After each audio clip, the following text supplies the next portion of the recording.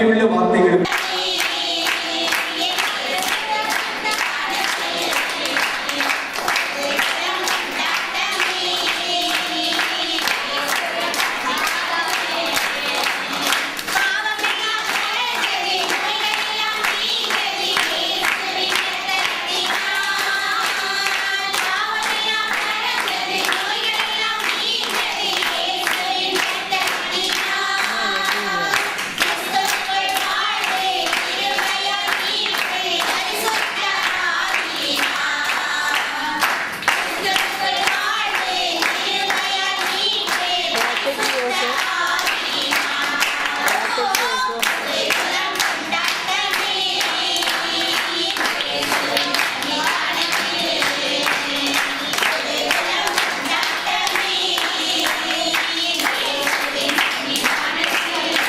the Lord thy mercy.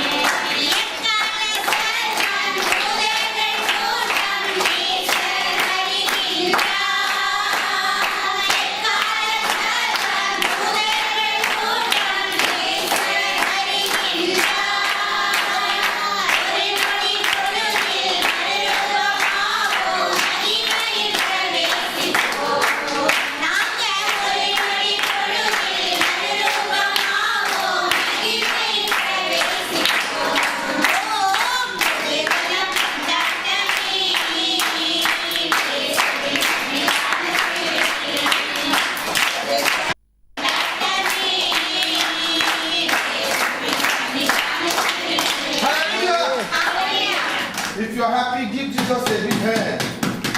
Clap, clap, clap.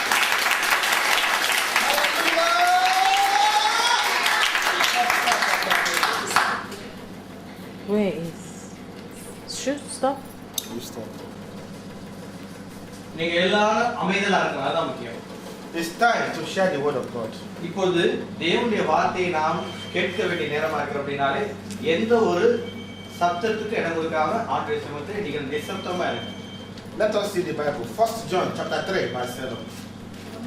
1 யோவான் 3ஆம் அதிகாரம் 7வது வசனத்தை வேதாகமத்திலிருந்து நாம் தெரிந்து கொள்ளலாம். 1 யோவான் 3ஆம் அதிகாரம் 7வது வாக்கியம். நீங்கள் ஒருவராலும் வஞ்சிக்கப்படாதிருங்கள். நீதியை செய்கிறவன் அவன் நீதி உள்ளவராய் இருக்கிறது போல தானும் நீதி உள்ளவராய் இருக்கிறான். You understand? The Bible says, little children, இந்த வேதாகமம் சொல்றது சிறு பிள்ளைகளே என்று. don't let nobody to deceive you. உங்களை வேற யாரை ஏமாற்றுவதற்கு இடம் கொடுக்காதீங்க. He that read the Bible, he that practice righteousness is righteous. யார் வேதத்தை வாசித்து அந்த வேத வசனங்களை கடைபிடிக்கிறார்களோ அவர்களே நீதிமான்களாக இருக்கிறார்கள் என்று கர்த்தருடைய வார்த்தை சொல்கிறது. The greatest miracle is for you to be a Christian. இந்த உலகத்திலே மிகப்பெரிய அற்புதம் என்ன தெரியுமா? ஒருவன் கிறிஸ்தவனாய் இருப்பது மாத்திரமே மிகப்பெரிய அற்புதம். If you are a Christian, you will not die till the appointed time. நீங்கள் ஒரு கிறிஸ்தவர்களாய் ஆண்டவரை ஏற்றுக்கொண்டு விட்டீர்களானால் நீங்கள் ஒருபோதும் அகால மரணம் அடைய மாட்டீர்கள். காலத்துக்கு முன்பு You cannot die till the appointed time. நீங்கள் ஒரு காலம் தேவனால் நிர்ணயிக்கப்பட்ட காலத்துக்கு முன்னாடி அகால மரணத்துக்குள் கடந்து போக மாட்டீர்கள். Because Jesus did not die till the appointed time. காரணம் என்ன? ஆண்டவராகிய இயேசு கிறிஸ்து வேத வாக்கியத்தின்படி குறிப்பிட்ட நேரத்தில் அவர் மரித்தார். Once you have the spirit of Jesus, you have the Holy Ghost in you, you will not die till the appointed time. உங்களுடைய வாழ்க்கையிலே நீங்கள் கிறிஸ்தவர்களாய் மாறி பரிசுத்த ஆவியுடைய அபிஷேகத்தை பெற்றுக்கொள்ளும் பொழுது பரிசுத்த ஆவியானவர் உங்களில் வாசமாக இருக்கிற அப்படினாலே நீங்கள் முன்னான காலத்தில் அகால மரணம் அடைய மாட்டீர்கள். The Bible says Matthew chapter 10. Let's read Matthew chapter 10 verse 39. மத்தேயு சுவிசேஷம் 10ஆம் அதிகாரம். மத்தேயு சுவிசேஷம் 10ஆம் அதிகாரம்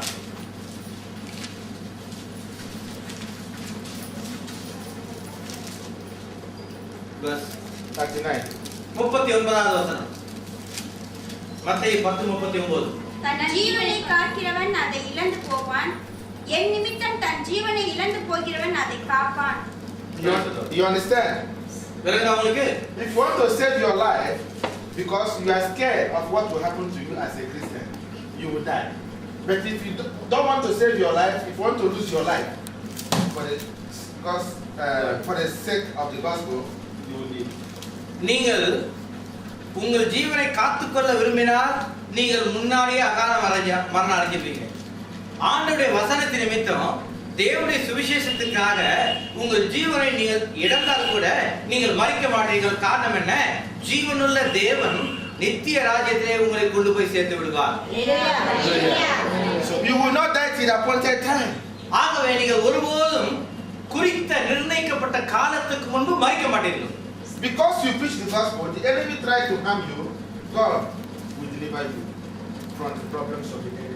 உங்களுடைய வாழ்க்கையிலே இந்த சுவிசேஷத்தின் நிமித்தம் என்ன பாடுகள் வந்தாலும் அந்த பாடுகளை நீங்கள் சகிக்க ஆரம்பித்தா ஆண்டவர் உங்களோடு கூடவே இருந்து உங்களை அந்த சிறையிருப்பிலிருந்து விடுதலையாக்குவார். What I said now is in the Bible. Let us see it. 1 Corinthians chapter 10 verse 13. நான் இப்போது உங்களுக்கு எதை சொல்கிறேனோ அதை 1 கொரிந்தியர் 10ஆம் அதிகாரம் 39ஆம் வசனத்தை நீங்கள் பார்க்க முடியும். You will not die till the appointed time. நீங்கள் ஒருபோதும் குறிப்பிட்ட காலத்துக்கு முன்பு மரிக்கவே மாட்டீர்கள். My God will fight for you. என்னுடைய தேவன் உங்களுக்காக யுத்தம் செய்கிறார். Preach the Bible. ஆகவே நீங்கள் சுவிசேஷத்தை பிரசங்கம் பண்ணுங்கள். Shadrach, Abednego, Meshach refused Nebuchadnezzar God. They did not die. நேபுகாத்நேசராகிய அரசன் ஷாத்ராக், மேஷாக், ஆபேத்நேகோ ஆகிய 3 பேரை அவன் வற்புறுத்தி அவன் நிறுத்தின சிலையை பணிந்து கொள்ளும்படியாக கேட்ட பொழுது அவர்கள் அதை மறுத்து ராஜாவுக்கு விரோதமாய் நின்றார்கள். Okay, read. அந்த வாசிங்க அந்த வசனத்தை. 1 Corinthians chapter 10 verse 13. 1 கொரிந்தியர் 10ஆம் அதிகாரம் 13ஆம் வசனம். மனுஷனுக்கு நேரிட்ட சோதனையே அல்லாமல் வேறே சோதனை உங்களுக்கு நேரிடவில்லை. தேவன் உண்மையுள்ளவராய் இருக்கிறார்.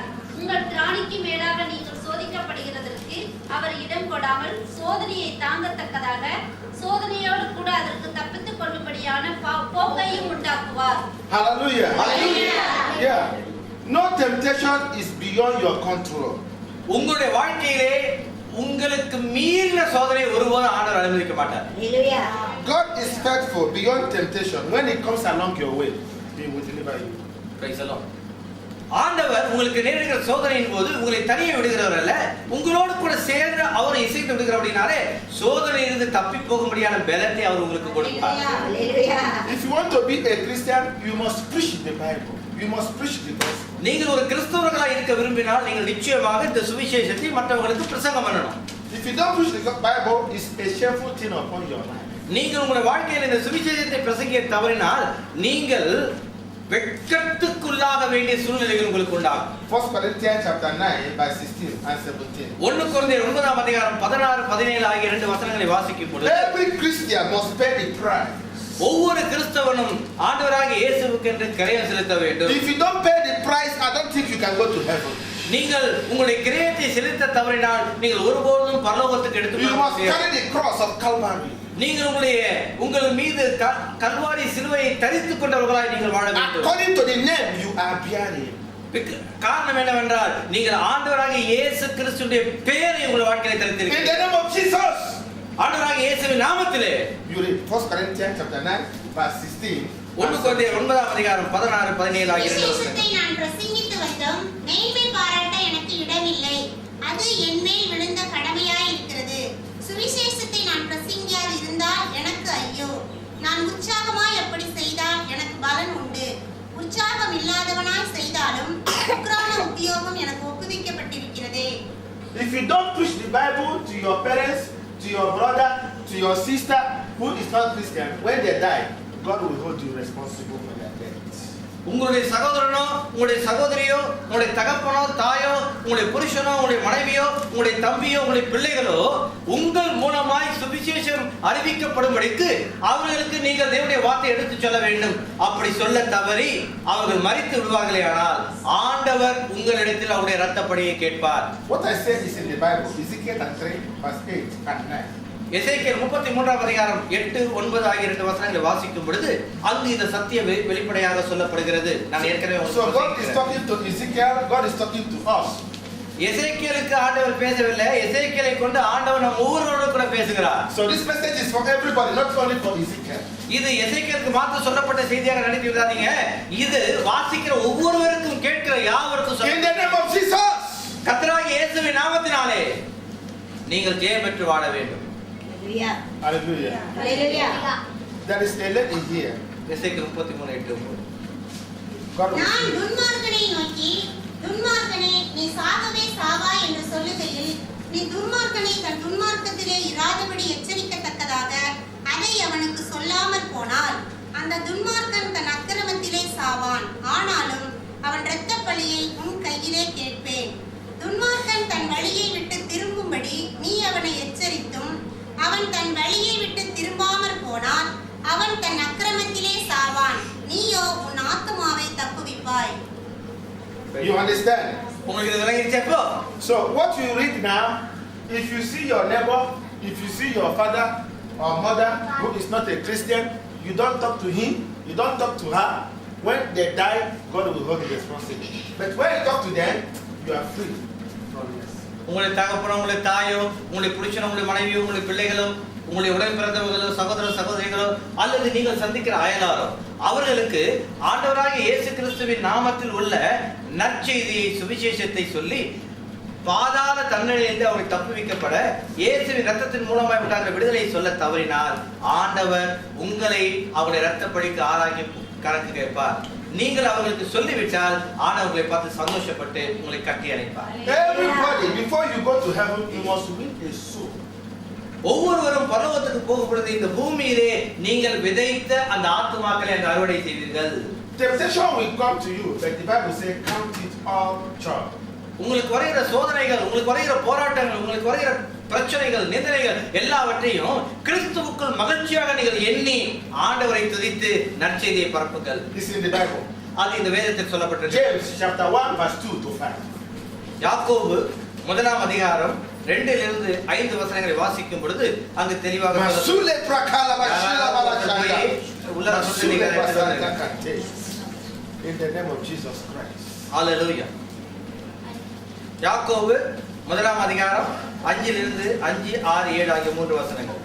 உங்களில் ஒருவன் ஞானத்தில் குறைவுள்ளவனாய் இருந்தால் யாவருக்கும் சம்பூரணமாய் கொடுக்கிறவரும் ஒருவரையும் கடிந்து கொள்ளாதவருமாய் இருக்கிற தேவனிடத்தில் கேட்க கடவன். அப்பொழுது அவனுக்கு கொடுக்கப்படும். Hallelujah. அப்பொழுது அவர்களுக்கு கொடுக்கப்படும். ஆனாலும் அவன் எவ்வளவாகிலும் சந்தேகப்படாமல் விசுவாசத்தோடு கேட்க கடவன். சந்தேகப்படுகிறவன் காற்றினால் அடிபட்டு அலைகிற கடலின் அலைக்கு ஒப்பாயிருக்கிறான். அப்படிப்பட்ட மனுஷன் தான் கர்த்தரிடத்தில் எதையாகிலும் பெறலாம் என்று நினைத்திருப்பானாக. Hallelujah. Hallelujah. Verse 12. Finally. 12ஆம் வசனம். சோதனையை சகிக்கிற மனுஷன் பாக்கியவான். அவன் உத்தமன் என்று விளங்கின பின்பு கர்த்தர் தம்மிடத்தில் அன்பு கூறுகிறவர்களுக்கு வாக்குத்தத்தம் பண்ணின ஜீவ கிரீடத்தை பெறுவான். Hallelujah. ஹalleluya. You understand? உங்களுக்கு விளங்குதா? Temptation will come, but it is a promotion. உங்களுடைய வாழ்க்கையில் வருகிற சோதனைகள் எல்லாம் உங்களை உயர்த்துவதற்காக வருகிறது. So I want to let you know you have a ministry. ஆகவே நீங்கள் புரிந்து கொள்ள வேண்டும், உங்கள் ஒவ்வொருவருக்கும் ஆண்டவர் ஒரு ஊழியத்தை வச்சிருக்கிறார். And your ministry is to bring people into Christ. அந்த ஊழியமானது என்னவென்றால் தேவனை அறியாதவர்களை தேவனை அறிவித்து அவர்களை சுவிசேஷத்துக்குள் கொண்டு வருவது. Your ministry is to reach out the gospel. உங்களுடைய ஊழியமானது தேவனுடைய சுவிசேஷத்தை அவர்களுக்கு அறிவிப்பது. Just preach the Bible and leave the rest for God. உங்களுடைய வாழ்க்கையிலே தேவனுடைய வார்த்தையை நீங்கள் பிரசங்கியுங்கள், சந்தோஷமாய் வாழுங்கள். Just speak the word. தேவனுடைய வார்த்தையை மாத்திரம் பேசுங்க. Leave the rest for God. உங்களுடைய வாழ்க்கையெல்லாம் தேவனுக்காகவே ஒப்பு கொடுத்துருங்க. You cannot be a Christian, a righteous lady. You cannot be a righteous man. நீங்க Others will be dying. Yeah. Because God has made you, to know Him. So you have to make others to know God too. உங்களை ஆண்டவர் ரட்சித்ததற்கு காரணம் என்ன தெரியுமா? உங்களை கிறிஸ்தவர்களாய் தேவன் மாற்றியதற்கு காரணம் என்ன தெரியுமா?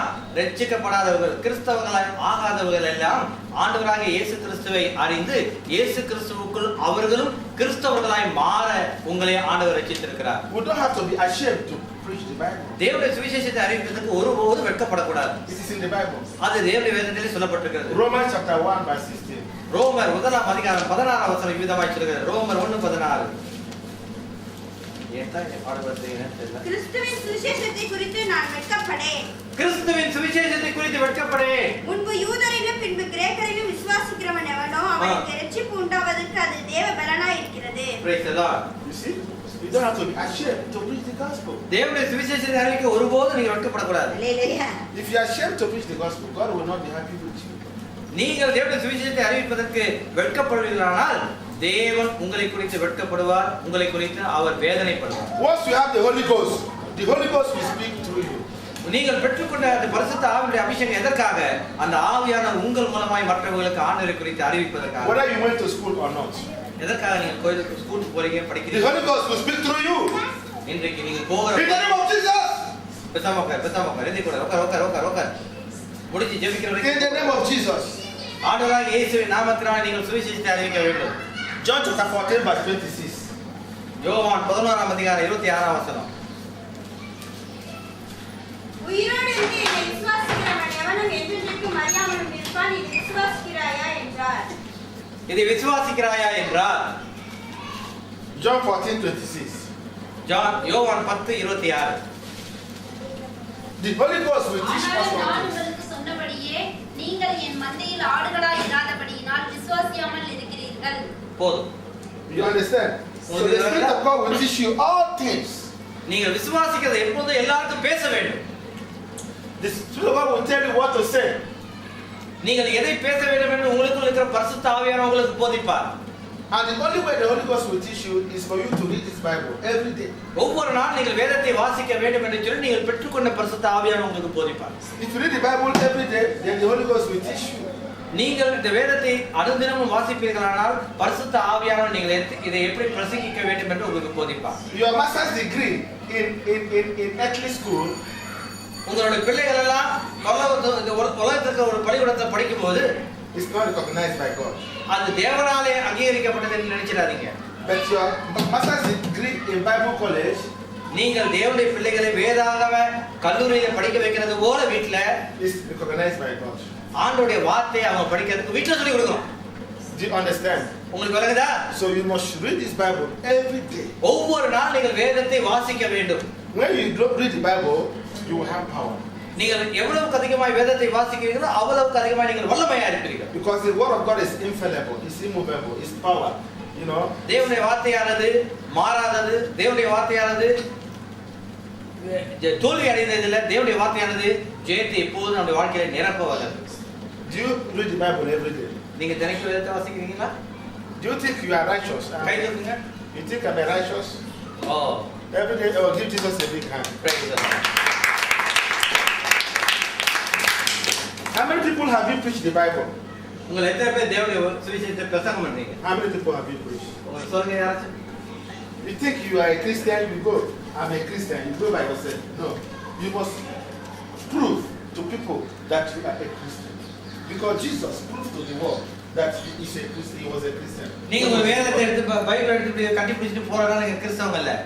நீங்க உங்க வாயினாலே அந்த வேத வசனங்களை மற்றவங்களுக்கு எடுத்து சொல்லும் பொழுது நீங்கள் கிறிஸ்தவர்கள் என்று சொல்லி நிரூபிக்கிறீர்கள். Most of us hide our Bible here.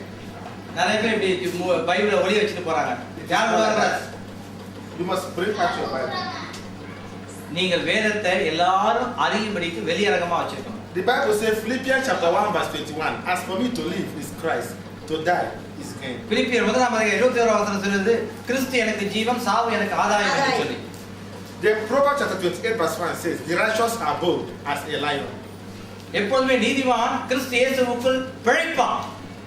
So you must be bold as a Christian. ஆகவே நீங்கள் தேவனுடைய வார்த்தையை அறிந்தவர்களாய் நீங்கள் மற்றவர்களுக்கு உங்களை வெளிப்படுத்த வேண்டும். அல்லேலூயா. In the name of Jesus Christ. கர்த்தராகிய இயேசுவின் நாமத்தினால் நீங்கள் ஜெயம் பெற்று வாழ வேண்டும். Let's give Jesus a big hand. ஆண்டவருக்கு Jesus a big hand. இன்னும் வேகமாக ஆண்டவருக்கு மகிமையான கரங்களை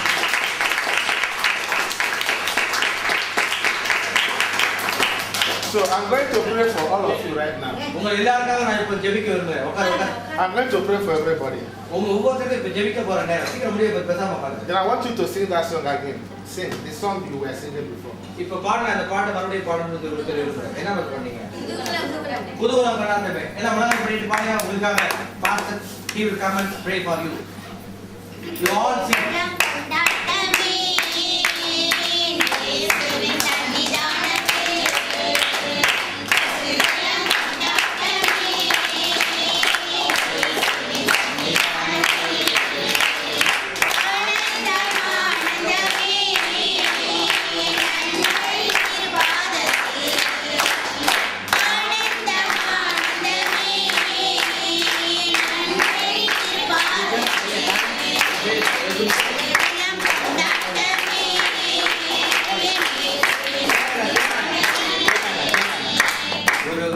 பாடிட்டே இருங்க.